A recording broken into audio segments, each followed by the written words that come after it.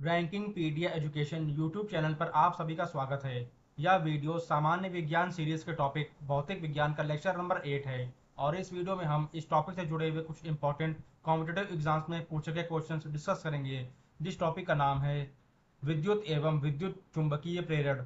तो स्टूडेंट्स, अगर आपने अभी तक हमारा YouTube channel ranking pedia education subscribe नहीं किया है तो इसे जरूर सब्सक्राइब कर लें और हमारे एप्लीकेशन रैंकिंग पीडिया एजुकेशन को तुरंत इंस्टॉल कर लें, जहां पर आपको अपकमिंग और प्रीवियस क्लास के notes YT class note section पर एप्लीकेशन में देखने को मिल जाएंगे, जहां से आप उसे फ्री में एक्सेस कर सकते हैं। तो चलिए स्टूडेंट्स, कुछ इंपॉर्टेंट क्वेश्चन देख लेते हैं इस टॉपिक से जुड़े हुए। ओम के नियम के अनुसार सत्य समीकरण है, तो उसका फॉर्मूला है R is equal to V upon आई।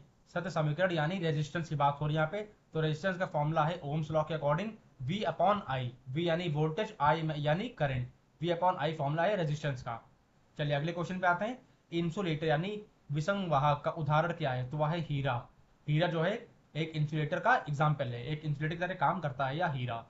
चलिए अगले क्वेश्चन पे आते हैं। यांत्रिक ऊर्जा को विद्युत ऊर्जा में बदलता है, तो वह है डायनेमो। जो डायनेमो है यह एक ऐसा पदार्थ है जो कि यांत्रिक ऊर्जा को विद्युत ऊर्जा में बदल देता है या इसके अंदर क्षमता होती है। चलिए अगले क्वेश्चन पे आते हैं। विद्युत बल्ब के फिलामेंट को बनाने के लिए सबसे अधिक उपयोग की जाने वाली सामग्री है, तो वह है टंगस्टन। टंगस्टन जो है यह एक फिलामेंट है जो कि इलेक्ट्रिक बल्ब में यूज किया जाता है बहुत ही अधिक मात्रा में एक सामग्री के तौर पर, और इसका नाम है टंगस्टन। चलिए अगले क्वेश्चन पे आते हैं। विद्युत वाहक बल को मापने के लिए इस्तेमाल किया जाता है, तो वह है पोटेंशियोमीटर का एक डिवाइस है पोटेंशियोमीटर। इसका इस्तेमाल करते हैं विद्युत वाहक बल को मापने के लिए कि विद्युत वाहक बल कितना लग रहा है उस सब्सटेंस पे। चलिए आते हैं अगले क्वेश्चन पे। एसी को डीसी यानी प्रत्यावर्ती धारा को दिष्ट धारा में परिवर्तित करने के लिए किस उपकरण का उपयोग किया जाता है, तो वह है रेक्टिफायर। रेक्टिफायर एक उपकरण है जो कि एसी को डीसी में परिवर्तित करता है। एसी यानी एसी करंट की बात हो रही है यहाँ पे, और डीसी यानी डायरेक्ट करंट। ऑटोनॉमस करंट और डीसी डायरेक्ट करंट, इनकी बात हो रही है। जब एसी को डीसी में कन्वर्ट करेंगे तो उसके लिए कौन सा उपकरण इस्तेमाल में आएगा, वह है रेक्टिफायर। चलिए आते हैं अगले क्वेश्चन पे। यदि समय यानी टी में किसी चालक के किसी भी अनुप्रस्थ काट में शुद्ध आवेश यानी नेट चार्ज क्यू प्रवाहित होता है, तो अनुप्रस्थ काट के माध्यम से प्रवाहित धारा आई होगी, तो वह होगी I is equal to Q upon T. Q यानी चार्ज अपॉन टाइम, यानी जो चार्ज का फ्लो है पर यूनिट टाइम वही होगा हमारा करंट। ये फॉर्मूला है करंट का। चलिए अगले क्वेश्चन पे आते हैं। वह उपकरण जो विद्युत ऊर्जा को यांत्रिक ऊर्जा में परिवर्तित करता है, तो वह उपकरण है इलेक्ट्रिक मोटर। क्या है वह, उस उपकरण का नाम है इलेक्ट्रिक मोटर, जो कि विद्युत ऊर्जा को यांत्रिक ऊर्जा में परिवर्तित कर देता है। चलिए ऐसे ही आते हैं अगले क्वेश्चन पे। परिवर्तक यानी ट्रांसफॉर्मर किस सिद्धांत पर कार्य करता है, तो वह है विद्युत चुंबकीय प्रेरण। जिस टॉपिक की हम बात कर रहे हैं विद्युत चुंबकीय प्रेरण, या इसी सिद्धांत पर इसी लॉ पर जो है काम करता है अपना ट्रांसफॉर्मर। चलिए अगले क्वेश्चन पे आते हैं। फ्यूज एक विद्युत परिपथ यानी इलेक्ट्रिक सर्किट की सुरक्षा करता है, तो वह है अतिभारण से। वह अपने अतिभारण से ही सुरक्षा कर पाता है एक विद्युत परिपथ की, जो कि फ्यूज होता है। चलिए आते हैं अगले क्वेश्चन पे। सर्किट में विद्युत की उपस्थिति का पता लगाने के लिए किस उपकरण का उपयोग किया जाता है, तो वह है गैल्वेनोमीटर। उस डिवाइस का नाम है, उस उपकरण का नाम है गैल्वेनोमीटर। चलिए ऐसे ही आते हैं अगले क्वेश्चन पे। वह युक्ति जो विभिन्न उपकरणों को श्रेणी क्रम में जोड़ने के काम आती है, तो वह युक्ति है संयोजक तार। क्या है वह है संयोजक तार। चलिए ऐसे ही आते हैं अगले क्वेश्चन पे अपने। वह पदार्थ जो बिजली का कुचालक है परंतु ताप का सुचालक है, तो वह है अभ्रक। अभ्रक एक ऐसा पदार्थ है जो कि बिजली का कुचालक है लेकिन ताप का यानी टेम्परेचर का, तापमान का सुचालक है। तो यह इसकी बिहेवियर या इसकी पर्सनैलिटी अभ्रक की। चलिए अगले क्वेश्चन पे आते हैं। चालक के माध्यम से प्रवाहित एक धारा होती है, तो वह है विभवांतर के प्रत्यक्षता आनुपातिक। क्या है वह धारा होती है विभवांतर के प्रत्यक्षता जो अनुपातिक होती है, वह धारा होती है चालक के माध्यम से प्रवाहित की गई धारा। चलिए ऐसे ही आते हैं अगले क्वेश्चन पे। आवेशित की गई एक वस्तु द्वारा किसी अन्य आवेशित की गई वस्तु अथवा आवेशित न की गई वस्तु पर लगाए गए बल को कहते हैं, तो उस फोर्स को यानी उस बल को कहते हैं विद्युत स्थैतिक बल। क्या कहते हैं उसे, उसे कहते हैं विद्युत स्थैतिक बल, या इस बल का नाम है। चलिए आते हैं अगले क्वेश्चन पे। रासायनिक ऊर्जा को विद्युत ऊर्जा में रूपांतरण किया जाता है, तो वह है संचालक सेल द्वारा, संचालक जो सेल होती है उसके द्वारा जो है रासायनिक ऊर्जा को जो है हम विद्युत ऊर्जा में रूपांतरित कर देते हैं, उसे कन्वर्ट कर देते हैं। चलिए ऐसे ही आते हैं अगले क्वेश्चन पे। विद्युत का सर्वोत्तम चालक क्या है? वह है समुद्री जल। जो समुद्र का जल होता है, जो कि बहुत ही खारा होता है, वह जल जो है सर्वोत्तम चालक माना गया है विद्युत का, यानी इलेक्ट्रिसिटी का। इलेक्ट्रिसिटी कनेक्ट करने के लिए हमें समुद्री जल का उपयोग करना पड़ता है। यह सर्वोत्तम चालक है विद्युत का। चलिए आते हैं अगले क्वेश्चन पे। किसी बस की चाल बढ़ने पर ही रोशनी का बढ़ना, यह क्या दर्शाता है? यह दर्शाता है कमजोर बैटरी, यानी कि उस बस की जो बैटरी है वह कमजोर पड़ गई है, जिसकी वजह से उस बल की चाल बढ़ने से उसकी रोशनी बढ़ती जा रही है। यह दर्शाता है एक कमजोर बैटरी की। चलिए अगले क्वेश्चन पे आते हैं। प्रकाश वोल्टीय सेल होता है, तो वह है सौर सेल। जो सूरज से वो जो सेल होती हैं, सोलर सेल्स, उसी की बात हो रही है। सौर सेल हिंदी में कहते हैं इसे, या प्रकाश वोल्टेज सेल होती हैं, जो प्रकाश की किरणों से यानी सूरज की रोशनी से आके इलेक्ट्रिसिटी यानी वोल्ट पैदा करती हैं। चलिए अगले क्वेश्चन पे आते हैं। एक ऐसे निष्क्रिय दो टर्मिनल का विद्युत घटक है जो सर्किट यानी परिपथ तत्व के रूप में विद्युत प्रतिरोध लागू करता है, तो वह है प्रतिरोधक। क्या है वह है प्रतिरोधक। चलिए आते हैं अगले क्वेश्चन पे। एक साधारण उपकरण जिसका उपयोग इलेक्ट्रिक सर्किट को वियोजित करने या इसे पूरा करने के लिए किया जाता है, तो वह है स्विच। स्विच एक ऐसा साधारण सा उपकरण है जिसका इस्तेमाल करते हैं हम लोग इलेक्ट्रिक सर्किट को वियोजित करने के लिए या फिर इसे पूरा करने के लिए, या पूरा कंप्लीट करने का एक प्रोसेस होता है स्विच का। इससे बहुत सारे वायर्स कनेक्टेड होते हैं। चलिए अगले क्वेश्चन पे आते हैं। यह एक विद्युत उपकरण है जिसका उपयोग वॉल आउटलेट की क्षमता को विस्तारित करने के लिए किया जा सकता है, जो उपकरणों को समायोजित कर सकता है। तो वह विद्युत उपकरण का नाम है पावर स्ट्रिप। क्या नाम है उसका? उस विद्युत उपकरण का नाम है, उस डिवाइस का नाम है पावर स्ट्रिप। यह क्या करता है? यह उपयोग किए गए वॉल आउटलेट की क्षमता को विस्तारित करने के साथ साथ उन उपकरणों को समायोजित भी कर देता है। चलिए अगले क्वेश्चन पे आते हैं। विद्युत का सबसे अच्छा चालक कौन है? तो वह है कॉपर। कॉपर एक ऐसा एलिमेंट है, एक ऐसा पदार्थ है जो कि सबसे अच्छा चालक माना गया है विद्युत का। बहुत ही अच्छे से इलेक्ट्रिसिटी जनरेट करता है। या कॉपर वायर, आपने सुना होगा कॉपर वायर, वो कॉपर से ही बने होते हैं। तो ये अच्छा चालक माना गया कॉपर विद्युत का। चलिए अगले क्वेश्चन पे आते हैं। विद्युत की स्त्री यानी प्रेस, हीटर, विद्युत की केटली आदि तत्व एलिमेंट से बनी होती हैं, तो उस एलिमेंट का नाम है नाइक्रोम। नाइक्रोम एलिमेंट से यह सभी जो चीजें हैं, जो हीटर, विद्युत की केतली हो गई आपकी, और ये स्त्री हो गई, ये सभी जो है नाइक्रोम एलिमेंट से, इस तत्व से बने हुए होते हैं। चलिए अगले क्वेश्चन पे आते हैं। किसी अर्धचालक को गर्म करने से उसका प्रतिरोध क्या होता है? वह घट जाता है, यानी वह कम हो जाता है। अगर किसी भी अर्धचालक को गर्म करेंगे तो उसका प्रतिरोध जो होगा, उसका जो फोर्स प्रतिरोध जो होगा, वह घटता चला जाएगा, वह कम होता चला जाएगा। चलिए ऐसे आते हैं अगले क्वेश्चन पे। बिजली का सबसे उत्तम चालक है, तो वह है समुद्री जल। क्या है वह जल है समुद्री जल, जो कि सबसे उत्तम चालक माना गया है बिजली का। बिजली पैदा करने के लिए सबसे उत्तम चालक है समुद्र का जल। चलिए अगले क्वेश्चन पे आते हैं। डायनेमो एक युक्ति है जो परिवर्तित करता है क्या? यांत्रिक ऊर्जा को विद्युत ऊर्जा में। अभी मैंने जैसा अभी पिछले क्वेश्चन में डिस्कस किया था कि जो डायनेमो होता है यह एक ऐसी युक्ति है जो परिवर्तित करती है किस ऊर्जा को? यांत्रिक ऊर्जा को विद्युत ऊर्जा में। चलिए आते हैं अगले क्वेश्चन पे। अर्धचालक है, तो अर्धचालक है क्या? जर्मेनियम। जर्मेनियम एक ऐसा पदार्थ है, एक ऐसा एलिमेंट है जो कि अर्धचालक है, जो कि अर्धचालक यानी कि सेमीकंडक्टर है। चलिए आते हैं अगले क्वेश्चन पे। कम वोल्टेज पर कार्य करने पर विद्युत मोटर प्रायः जल जाते हैं, क्योंकि तो उसका कारण है कि वे अधिक विद्युत धारा खींचते हैं जो वोल्टेज के प्रतिलोमानुपाती होती है। इसकी वजह से जो है वो सभी विद्युत मोटर प्रायः जो है पूरी तरह से जल जाते हैं एकदम से, जब हम वोल्टेज कम कर देते हैं।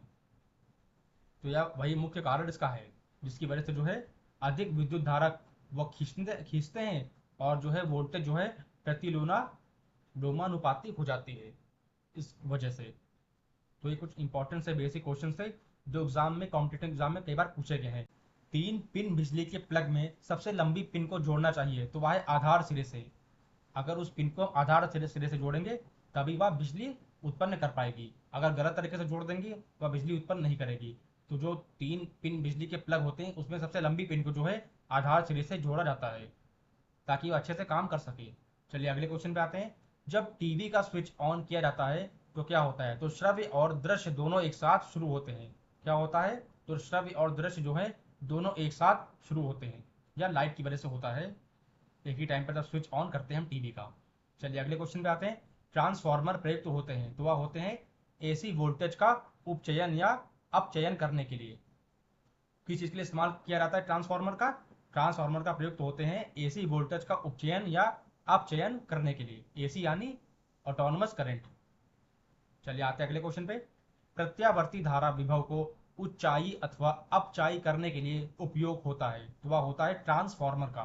इसका इस्तेमाल करते हैं, ट्रांसफार्मर का इस्तेमाल किया जाता है ऊंचाई अथवा अपचाई किसी प्रत्यावर्ती धारा विभव को करने के लिए। चलिए ऐसे आते हैं अगले क्वेश्चन पे। विद्युत उपकरणों में अर्थ का उपयोग होता है तो वह है सुरक्षा के लिए, उसका सिक्योरिटी के पर्पस के लिए इस्तेमाल करते हैं। विद्युत उपकरणों में का उसका सही अर्थ इसी इस्तेमाल के लिए होता है, सुरक्षा के लिए। चलिए आते हैं अगले क्वेश्चन पे। नव आविष्कृत उच्च ताप अतिचालक है तो वह है सिरेमिक ऑक्साइड्स। क्या है वह है सिरेमिक ऑक्साइड्स। यह एक नव आविष्कृत उच्च ताप वाला अतिचालक है जो उच्च ताप पर भी यानी हाईएस्ट टेम्परेचर पर भी अच्छे से काम करता है। चलिए आते हैं अगले क्वेश्चन पे। फ्यूज में प्रयुक्त होने वाली तार की विशेषता होती है तो वह उच्च प्रतिरोधक शक्ति यानी निम्न गलनांक जिसे कहते हैं। या फ्यूज में प्रयुक्त होने वाली तार की प्रमुख विशेषता होती है कि उसका प्रतिरोधक शक्ति जो है बहुत ही सर्वोत्तम होती, बहुत ही उच्च होती है, बहुत ही हाई होती, बहुत ही ज्यादा होती है। ऊष्मा का बहुत अच्छा चालक है तो वह है पारा। पारा जो है बहुत ही अच्छा चालक माना गया है ऊष्मा का। चलिए अगले क्वेश्चन पे आते हैं। किसी अर्धचालक का प्रतिरोध गर्म करने पर क्या होता है? वह घट जाता है। क्या होता है? वह डिक्रीज कर जाता है, वह घट जाता है। चलिए अगले क्वेश्चन पे आते हैं। विद्युत का सबसे अच्छा चालक क्या है? वह है चांदी। चांदी जो है सबसे अच्छा चालक है विद्युत का, यानी बिजली का। चलिए अगले क्वेश्चन पे आते हैं। एक युक्ति जो इलेक्ट्रिकल ऊर्जा को यांत्रिक ऊर्जा में बदलती है वह है मोटर। मोटर एक ऐसा उपकरण है जो कि इलेक्ट्रिकल ऊर्जा को यांत्रिक ऊर्जा में अच्छे से परिवर्तित कर देती है, बदल देती है। चलिए अगले क्वेश्चन पे आते हैं। सिलिकॉन एवं जर्मेनियम क्या है? यह है अर्धचालक यानी सेमीकंडक्टर। अर्धचालक यानी सेमीकंडक्टर है सिलिकॉन और जर्मेनियम एलिमेंट यानी पदार्थ। चलिए अगले क्वेश्चन पे आते हैं। घरों में लगे पंखे, बल्ब, ट्यूब आदि लगे होते हैं तो ये लगे होते हैं समांतर क्रम में, यानी सीरियल फॉर्म में ये लगे होते हैं। घर में लगे पंखे, बल्ब और ट्यूब, क्योंकि इनमें जो वायर कनेक्टेड होती है या सीरियल फॉर्म में कनेक्टेड होती है, इसी वजह से जो है या समांतर क्रम में लगे हुए होते हैं घर में। चलिए अगले क्वेश्चन पे आते हैं। आपस में जुड़ी दो आवेशित वस्तुओं के बीच विद्युत धारा नहीं प्रभावित होती है यदि वे हो समान विभव पर। अगर वे समान विभव पर हो तो दो आवेशित वस्तुओं के बीच जो विद्युत धारा होती है वह प्रभावित नहीं हो पाती है, विद्युत धारा बहेगी नहीं अगर वह समान विभव पर वो दोनों आवेशित वस्तुएं रखी हुई होंगी। तो अगर वह समान विभव पर नहीं रखी होंगी तो विद्युत धारा अच्छे से प्रभावित हो जाएगी। अगर वह रखी हुई है तो आवेशित वो दो वस्तुएं विद्युत धारा यानी इलेक्ट्रिसिटी कंडक्ट नहीं करेंगी। बिजली एक वस्तु से दूसरी वस्तु से के तरफ होकर नहीं जाएगी, नहीं होकर गुजरेगी। चलिए आते हैं अगले क्वेश्चन पे। किसी अति चालक द्वारा प्राप्त अधिकतम ताप होता है तो वह है 133 केल्विन। क्या होता है? वह तापमान है 133 केल्विन का, बहुत ही अधिकतम तापमान होता है या किसी अति चालक द्वारा प्राप्त किया गया। चलिए अगले क्वेश्चन पे आते हैं। ट्रांजिस्टर का एक महत्वपूर्ण भाग क्या है? वह है जर्मेनियम। जर्मेनियम जो है एक महत्वपूर्ण भाग है ट्रांजिस्टर का। चलिए ऐसे ही आते हैं अगले क्वेश्चन पे। यांत्रिक ऊर्जा को विद्युत ऊर्जा में परिवर्तित करना कार्य किसका है? यह है डायनेमो का। डायनेमो का इस्तेमाल किया जाता है यांत्रिक ऊर्जा को विद्युत ऊर्जा में परिवर्तित करने के लिए, और इसको हम लोग लगाते हैं डायनेमो को मोटर में ताकि यांत्रिक ऊर्जा को परिवर्तित किया जा सके विद्युत ऊर्जा में। डायनेमो या मोटर का ठीक बिल्कुल उल्टा होता है, क्योंकि मोटर जो है वह इलेक्ट्रिक ऊर्जा को यांत्रिक ऊर्जा में बदलती है और डायनेमो जो है यांत्रिक ऊर्जा को विद्युत ऊर्जा में परिवर्तित करता है। तो दोनों का इस्तेमाल अपने अपने तरीके से किया जाता है डायनेमो और मोटर का। चलिए ऐसे आते हैं अगले क्वेश्चन पे। फ्यूज में प्रयुक्त होने वाले तार की विशिष्टता होती है, तो वह उच्च प्रतिरोधक माइनस निम्न गलनांक। क्या विशेषता होती है? उच्च प्रतिरोध निम्न गलनांक। चलिए ऐसे आते हैं अगले क्वेश्चन की तरफ। डायोड जो प्रकाश उत्सर्जित करता है जब उसमें विद्युत धारा प्रवाहित की जाती है, वह होता है क्या? एलईडी, ल्यूमिनस इलेक्ट्रिक डायोड, या फुल फॉर्म है एलईडी का, ल्यूमिनस इलेक्ट्रिक डायोड। यह एक ऐसा डायोड है जो प्रकाश उत्सर्जित करता है जब उसमें विद्युत धारा प्रवाहित की जाती है। अगर विद्युत धारा उसे प्रवाहित नहीं की जाएगी तो वह डायोड जो है प्रकाश यानी लाइट जो है उत्सर्जित नहीं कर पाएगा। चलिए आते हैं अगले क्वेश्चन पे। पहली बार विद्युत क्षेत्र की अवधारणा प्रस्तुत की थी, तो वह की थी माइकल फैराडे ने। किसने की थी? माइकल फैराडे ने। यह एक साइंटिस्ट थे जिन्होंने पहली बार जो है विद्युत क्षेत्र की अवधारणा को प्रस्तुत किया था अपनी किताब में। चलिए आते हैं अगले क्वेश्चन पे। विद्युत विभव यानी इलेक्ट्रिक डाइपोल का कुल आवेश होता है, तो वह होता है जीरो। उसका कुल आवेश जीरो के बराबर होता है, बिल्कुल भी नहीं होता उसका कोई भी आवेश इलेक्ट्रिक डाइपोल का। चलिए ऐसे आते हैं अगले क्वेश्चन की तरफ। दो बिंदुओं के बीच विभवांतर ज्ञात करने के लिए सही सूत्र क्या है? तो वह है V equal to W upon Q, या सही फॉर्मूला है वोल्टेज को याद करने का। Voltage is equal to W upon Q, work done upon Q यानी चार्ज। क्यू यानी चार्ज हो गया, डब्ल्यू यानी वर्डन हो गया, और वी हो गया वोल्टेज। चलिए आते हैं अगले क्वेश्चन पर। वैद्युत क्षेत्र को किस चीज के रूप में परिभाषित किया जा सकता है? तो वह है बल प्रति इकाई आवेश। उसे बल प्रति इकाई आवेश के रूप में परिभाषित किया जाते हैं वैद्युत क्षेत्र को, यानी कितने एरिया में वह इलेक्ट्रिसिटी बह रही है उसको अगर परिभाषित करना है तो उसको परिभाषित करेंगे कितना फोर्स लग रहा है उस पर एरिया की तरफ, तो बल प्रति इकाई आवेश। चलिए आते हैं अगले क्वेश्चन की तरफ। धारिता यानी सी, धारिता यानी कंडक्टेंस सी, आवेश यानी चार्ज जिसे इग्नोर करते हैं क्यू से, और विभव यानी वोल्टेज वी के बीच संबंध क्या है? तो इसका फॉर्मूला है Q is equal to C into V, यानी जो चार्ज है वह बराबर है कंडक्टेंस और मल्टीप्लाइड बाय वोल्टेज के।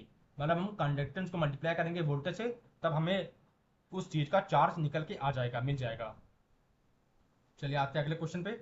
आवेश यानी Q, वोल्टता यानी V तथा धारिता यानी C के किसी संधारित्र में संचित ऊर्जा को निम्न संबंध द्वारा व्यक्त नहीं किया जा सकता है, तो वह है half V square upon Q. यह फॉर्मूला है अगर हमें Q दिया है यानी चार्ज दिया है, वोल्टता यानी V वोल्टेज दिया है, C यानी कंडक्टेंस यानी धारिता दिया हुआ है, तो उस वक्त हम फॉर्मूला अप्लाई करेंगे half V square upon Q. चलिए आते हैं अगले क्वेश्चन पे। भौतिका का क्या बताता है कि जब दो विद्युत आवेशों के बीच दूरी दोगुनी हो जाती है तो उनके बीच बल उनके पूर्व मान से एक चौथाई तक कम हो जाता है, तो वह है कूलॉम का नियम। जो कूलॉम का फॉर्मूला है वह हमें भौतिकी में यह बताता है कि जो दो विद्युत आवेश होते हैं उनके बीच अगर दूरी दोगुनी हो गई तो उस वक्त जो है बल उनके पूर्व मान से एक चौथाई कम हो जाएगा, यानी एक चौथाई बल जो है वह फोर्स कम हो जाएगा अगर उन दोनों के बीच दूरी दोगुनी हो जाती है तो। यह नियम बताता है कूलॉम का नियम है यह। चलिए आते हैं अगले क्वेश्चन पे। इस स्थिति में बल्ब में धारा प्रवाहित होना बंद हो जाएगी, वह है परिपथ टूट जाने पर। अगर उस चीज का परिपथ टूट जाएगा पूरी तरह से तो बल्ब में जो धारा है वह प्रभावित होना बंद हो जाएगी, क्योंकि उसका फ्लो बिगड़ जाएगा, उस करंट का जो पास हो रहा है एक जगह से दूसरी जगह की तरफ। चलिए आते हैं अगले क्वेश्चन पे। निम्न विद्युत फ्यूज बनाने के लिए उपयोग की गई तार का एक गुण है, तो वह शीघ्र ही पिघल जाता है। यह एक प्रॉपर्टी है उस तार की जो कि शीघ्र ही पिघल जाता है अगर हम विद्युत फ्यूज बनाने के लिए उसको इस्तेमाल में लेकर आते हैं तो। चलिए आते हैं अगले क्वेश्चन पे। घरेलू विद्युत परिपथ में प्रयोग किए जाने वाले फ्यूज के लिए मूल्यांकन यानी रेटिंग किस चीज के आधार पर प्रदान की जाती है? वह है विद्युत धारा। उसकी रेटिंग अगर हमें देंगे तो वह देंगे विद्युत धारा के अकॉर्डिंग कि उसकी कितनी विद्युत धारा है, उसके अकॉर्डिंग जो है उसका मूल्यांकन यानी उसकी रेटिंग करेंगे हम उस फ्यूज की। चलिए आते हैं अगले क्वेश्चन पे। फ्यूज तार मिश्र धातु के बने होते हैं, वह है टिन और लेड। टिन और लेड एलिमेंट के धातु के बने होते हैं फ्यूज तार। चलिए आते हैं अगले क्वेश्चन पे। क्या कहता है कि किसी जंक्शन में प्रवेश करने वाली कुल धारा उस जंक्शन को जोड़ने छोड़ने वाली कुल धारा के बराबर होती है? तो वह है किरचॉफ का प्रथम नियम। जो किरचॉफ फर्स्ट लॉ है यानी प्रथम नियम है उसका, किरचॉफ एक साइंटिस्ट थे, उनका जो प्रथम नियम था, जो फर्स्ट लॉ था उनका, वह यह कहता है कि किसी जंक्शन में अगर प्रवेश की जाने वाली कुल धारा उस जंक्शन को छोड़ने वाली कुल धारा के बराबर हो जाती है तो वह चीज प्रथम नियम किरचॉफ में आती है। चलिए आते हैं अगले क्वेश्चन पे। घरेलू विद्युत सर्किट के अति भारण को रोकने के लिए सावधानी बरतनी चाहिए। क्यों? ऐसा क्यों होता है? क्योंकि फ्यूज सर्किट से जुड़ा होना चाहिए। बहुत सारे उपकरणों को एकल सर्किट में नहीं जोड़ा जाना चाहिए। खराब उपकरणों को सर्किट में नहीं जोड़ा जाना चाहिए। इन इन सभी सावधानियां बरतनी पड़ती है हमें जब घरेलू विद्युत सर्किट के अति भारण को रोका जा सके, यानी उसमें कोई फॉल्ट ना आए, उसमें कोई अति भारण ना आए। इसको रोकने के लिए हमें जो है इन सभी सावधानियों को बरतना पड़ता है। पहला है कि फ्यूज सर्किट से जुड़ा होना चाहिए। दूसरा है बहुत सारे उपकरण को एकल सर्किट में नहीं जोड़ा जाना चाहिए जिससे कि फ्यूज उड़ सकता है और ओवरलोडिंग हो सकती है। और तीसरा क्या है कि खराब उपकरणों को सर्किट में नहीं जोड़ा जाना चाहिए जिसकी वजह से फॉल्ट बहुत ही जल्दी आ जाता है। तो इन सभी सावधानियों को ध्यान में रख करके हमें जो है विद्युत सर्किट के अति भारण को रोका जाना चाहिए और तभी हम उसे अच्छे से रोक सकते हैं। तो ये थे स्टूडेंट इस टॉपिक से रिलेटेड कुछ क्वेश्चंस। अभी कुछ और क्वेश्चन डिस्कस करने को हैं और अभी हम उसकी तरफ आगे देखते हैं। विद्युत तारों को सामान्यतः कोट किया जाता है, उससे करते हैं कोटिंग, उसकी करते हैं पॉलीविनाइल क्लोराइड से। किससे करते हैं कोटिंग उसकी? उन सभी विद्युत तारों की कोटिंग करते हैं पॉलीविनाइल क्लोराइड से। चलिए आते हैं अगले क्वेश्चन पे। किरचॉफ के नियम विज्ञान के निम्न क्षेत्र से संबंधित है। तो वह है विद्युत परिपथ। वह क्षेत्र है विद्युत परिपथ का जिससे संबंधित है किरचॉफ के नियम, यानी किरचॉफ के जितने भी लॉस हैं, जितने भी लॉस दिए हैं किरचॉफ ने, वह सभी विज्ञान के विद्युत परिपथ क्षेत्र से संबंध रखते हैं। चलिए आते हैं अगले क्वेश्चन पे। एक विद्युत जो सबसे महत्वपूर्ण सुरक्षा उपकरण है, इसका उपयोग सर्किट की शॉर्ट सर्किटिंग और ओवरलोडिंग के कारण सर्किट की सुरक्षा के लिए किया जाता है। तो वह है फ्यूज। वह उपकरण का नाम है फ्यूज। चलिए आते हैं अगले क्वेश्चन पे। एक व निष्क्रिय दोहरे टर्मिनल वाला विद्युतीय घटक है जो एक सर्किट एलिमेंट के रूप में विद्युत प्रतिरोध उत्पन्न करता है। तो वह है प्रतिरोधक। क्या है वह है प्रतिरोधक। चलिए ऐसे ही आते हैं अगले क्वेश्चन पे। कूलाम प्रति सेकंड के बराबर होता है। वह है एम्पियर। एम्पियर बराबर होता है कूलाम पर सेकंड के। चलिए आते हैं अगले क्वेश्चन पे। किसी प्रतिरोधक में जब प्रतिरोध को दोगुना कर दिया जाता है तो धारा का क्या होता है? वह धारा जो है आधी हो जाती है, यानी वह जो फ्लो होगा करंट का वह आधा हो जाएगा। अगर उसके बीच प्रतिरोध जो है दोगुना कर दिया जाएगा तो धारा आधी हो जाएगी। चलिए आते हैं अगले क्वेश्चन पे। जब किसी तार से कोई विद्युत धारा प्रवाहित होती है तो क्या होता है? तो तार जो है गर्म होने लगता है। क्या होता है? तार गर्म हो जाता है जब कोई विद्युत धारा जो है उसमें प्रवाहित होती है, उसका टेम्परेचर जो है बढ़ने लग जाता है क्योंकि उसका फ्लो इतनी तेज होता है उस करंट का, क्योंकि उसके अंदर बहुत सारे इलेक्ट्रॉन्स और चार्जेस फ्लो हो रहे हैं तो इसकी वजह से गर्माहट पैदा करते हैं जिसकी वजह से तापमान जो है उस तार का बढ़ने लग जाता है और तार गर्म हो जाता है। चलिए आते हैं अगले क्वेश्चन पे। विद्युत धारा की आवृत्ति है वह है शून्य। क्या उसकी आवृत्ति है? उसकी आवृत्ति है शून्य यानी जीरो। चलिए आते हैं अगले क्वेश्चन पे। विद्युत का सबसे अच्छा चालक नहीं है, वह है हीरा। हीरा जो है एक रिफ्रैक्टिंग इंडेक्स की तरह काम करता है, रिफ्रैक्ट कर देता है चीजों को, तो वह अच्छा चालक नहीं माना गया है किसी भी विद्युत का। चलिए आते हैं अगले क्वेश्चन पे। ओम के नियम को दर्शाने वाले सूत्र क्या है? वह है A is equal to V into ohm. या देखिए इसमें यूनिट है ये एम्पियर। ए से एम्पियर हो गया जो कि करंट का यूनिट है। वी हो गया वोल्टेज जो कि वी यानी वोल्टेज का यूनिट है। और यहाँ पे ओम दिया है, ये है यूनिट रेजिस्टेंस का। तो फॉर्मूला बन गया ampere is equal to voltage into resistance. ये फॉर्मूला है किसका? ओम्स लॉ का। A is equal to V into resistance. चलिए आते हैं अगले क्वेश्चन पे। धातु के तार में बहने वाली धारा और उसके टर्मिनलों के बीच विभवांतर के बीच के संबंध का पता लगाया था। वह लगाया था जॉर्ज साइमन ओम ने। वह साइंटिस्ट थे जॉर्ज साइमन ओम, जिन्होंने पता लगाया था कि धातु के तार में बहने वाली जो धारा है, जो फ्लो है करंट का, और उसके टर्मिनलों के बीच जो विभवांतर के बीच का संबंध है, उसके बारे में जो संबंध पता लगाया था वह साइंटिस्ट थे जॉर्ज साइमन ओम। चलिए आते हैं अगले क्वेश्चन पे। जॉर्ज साइमन ओम, जिनके सम्मान में हमारे पास प्रसिद्ध ओम नियम है, वह किस देश से संबंध रखते थे? वह था जर्मनी। यानी जो जॉर्ज साइमन ओम थे या जर्मनी देश से बिलोंग करते थे ये जर्मनी देश के थे या जर्मन थे जिन्होंने ओम्स लॉ दिया था। चलिए आते हैं अगले क्वेश्चन पे। धातुओं से होकर होने वाली विद्युत चालकता को इलेक्ट्रॉनिक चालन कहा जाता है और यह तापमान में क्या करती है, वृद्धि के साथ घटता है। यह तापमान में पहले अच्छे से बढ़ेगा, उसके बाद धीरे से अचानक एकदम घट जाएगा।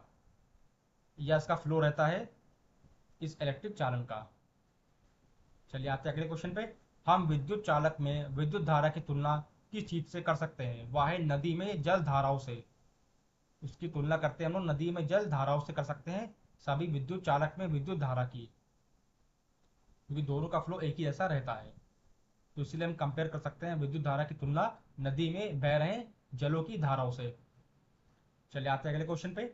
जो पदार्थ अपने अंदर विद्युत धारा का प्रवाह होने देते हैं वे हैं विद्युत चालक। क्या है वह? उन पदार्थों का नाम है विद्युत चालक। चलिए आते हैं अगले क्वेश्चन पे। अच्छा विद्युत चालक क्या है? वह है ग्रेफाइट। ग्रेफाइट एक ऐसा पदार्थ है जो कि बहुत ही अच्छा विद्युत चालक माना जाता है। चलिए आते हैं अगले क्वेश्चन पे। बिजली संचरण के लिए लोहे के बजाय प्रायः तांबे के तार प्रयुक्त होते हैं, क्योंकि इसका कारण यह है कि लोहे की अपेक्षा तांबा जो है ज्यादा विद्युत ले जा सकता है। यानी लोहा जो है उसको इतना नहीं लेते हैं जितना तांबा को इस्तेमाल में लाया जाता है, क्योंकि वह जो है विद्युत को बहुत ही अधिक मात्रा में लेकर जा सकता है एक जगह से दूसरी जगह पर। तो इसी वजह से तांबे को ज़्यादा लिया जाता है लोहे की अपेक्षा। चलिए आते हैं अगले क्वेश्चन पे। ओम चालक है तो वह चालक है सिल्वर का। किसका चालक है ओम? ओम चालक है सिल्वर का। किसे कहते हैं कि किसी संधारित्र के माध्यम से बहने वाली धारा के साथ उसके विभवांतर का अनुपात एक स्थिरांक होता है, बशर्ते कि उसकी भौतिक स्थितियां जैसे तापमान इत्यादि स्थिर रहते हैं। वह है ओम का नियम। उस लॉ का नाम है ओम्स लॉ, यानी ओम का नियम। वह यह कहता है कि किसी संधारित्र के माध्यम से अगर कोई धारा बह रही है तो उसमें विभवांतर का अनुपात एक स्थिरांक हो जाएगा, एक एक पॉइंट पर स्थिर हो जाएगा, बशर्ते इसमें यह हो कि जो भौतिक स्थितियां हैं जैसे तापमान इत्यादि वह सभी स्टेबल रहें, वह सभी स्थिर रहें। तो वह लॉ बताता है हमें ओम्स लॉ, ओम का नियम। चलिए आते हैं अगले क्वेश्चन पे। एक विद्युत का चालक नहीं है, वह है एबोनाइट। एबोनाइट जो है विद्युत का चालक नहीं माना जाता है। चलिए आते हैं अगले क्वेश्चन पे। 18 वोल्ट की बैटरी से जलने वाला एक विद्युत बल्ब 3 एम्पियर विद्युत धारा लेता है। बल्ब का प्रतिरोध होगा तो वह होगा 6 ओम, यानी उसका रेजिस्टेंस कितना होगा, उसका प्रतिरोध कितना होगा, उसका प्रतिरोध होगा 6 ओम का। चलिए आते हैं अगले क्वेश्चन पे। वे पदार्थ जो अपने अंदर से विद्युत धारा को प्रभावित नहीं होने देते हैं वह क्या कहलाते हैं? वह कहलाते हैं इंसुलेटर, यानी विद्युत रोधक। क्या कहलाते हैं वह पदार्थ कहलाते हैं इंसुलेटर्स, यानी विद्युत रोधक। यदि 3 ओम, 4 ओम, 5 ओम और 6 ओम के चार प्रतिरोध श्रेणी क्रम में जुड़े हैं तो चारों प्रतिरोधों का संयुक्त प्रतिरोध कितना होगा? तो वह होगा 18 ओम। इन सभी को जोड़ दीजिए, 18 निकल के आ रहेगा, 3 + 4 7 हो गया, 7 × 5 12, 12 × 6 18। तो 18 ओम निकल के आ जाएगा। इन सभी चारों प्रतिरोधों का जो संयुक्त प्रतिरोध होगा, जो टोटल प्रतिरोध होगा, जो टोटल रेजिस्टेंस होगा इन सभी चारों वायर्स के बीच बह रहे रेजिस्टेंस का, वह होगा 18 ओम का। चलिए आते हैं अगले क्वेश्चन पे। यदि विद्युत प्रतिरोध कम करना हो तो प्रतिरोधकों की संख्या को जोड़ना चाहिए क्या? समांतर रूप में। अगर उन्हें समांतर रूप में जोड़ते हैं तो उनका जो विद्युत प्रतिरोध होगा वह कम पड़ जाएगा, वह कम हो जाएगा। चलिए आते हैं अगले क्वेश्चन पे। एक धातु के चालक का प्रतिरोध क्या होता है? उसकी लंबाई के समानुपाती होता है। क्या होता है? उसकी लंबाई के समानुपाती होता है। चलिए आते हैं अगले क्वेश्चन पे। जब दो प्रतिरोधों यानी R1 व R2 को श्रेणी में जोड़ा जाता है तो उनका तुल्य प्रतिरोध होगा, वह होगा R1 + R2। क्या होगा? वह होगा R1 + R2। अगर उन्हें श्रेणी में जोड़ते हैं तो, अगर उन्हें श्रेणी में नहीं जोड़ते हैं तो होगा 1/R1 + R2। लेकिन यहाँ पे जोड़ रहे हैं श्रेणी में यानी सीरीज में, तो वह होगा R1 + R2। सिंपल इसको जोड़ देंगे R1 + R2 को। और ठीक इसका उल्टा होता है कंडक्टर में, वह हो जाता है 1/C1 + C2 अगर श्रेणी में जोड़ते हैं तो कुछ बेसिक से फॉर्मूलाज है जो आपको याद करने पड़ेंगे रेजिस्टेंस और कंडक्टेंस के। ये था सीरीज में रेजिस्टेंस का, जो कि सिंपल जोड़ने पर आता है R1 + R2 अगर रेजिस्टेंस दोनों श्रेणी में है यानी सीरीज में जुड़े हुए हैं एक दूसरे से। तो चलिए आते हैं अगले क्वेश्चन पे। तार के प्रतिरोध पर प्रभाव डालता है तो वह है प्रतिरोधकता, तार की लंबाई, तार के अनुप्रस्थ काट का क्षेत्रफल, यानी जो उस तार का जो अनुप्रस्थ काट का क्षेत्रफल है उसका एरिया है, और जो उसकी लंबाई है उस तार की, और जो उसकी प्रतिरोधक क्षमता है, यह सभी प्रभाव डालते हैं तार के प्रतिरोध पर कि उस तार के अंदर कितना प्रतिरोध बहेगा, कितना फोर्स लगेगा, कितना करंट फ्लो होगा एक तार के कोने से दूसरे तार के कोने की तरफ। चलिए आते हैं अगले क्वेश्चन पे। निम्न कारक नहीं है जिस पर तार की प्रतिरोधकता निर्भर होती है, तो वह है पदार्थ का घनत्व। जो पदार्थ का घनत्व होता है, जिसकी डेंसिटी होती है पदार्थ की, वह जो है उस तार की प्रतिरोधकता पर निर्भर हो जाती है,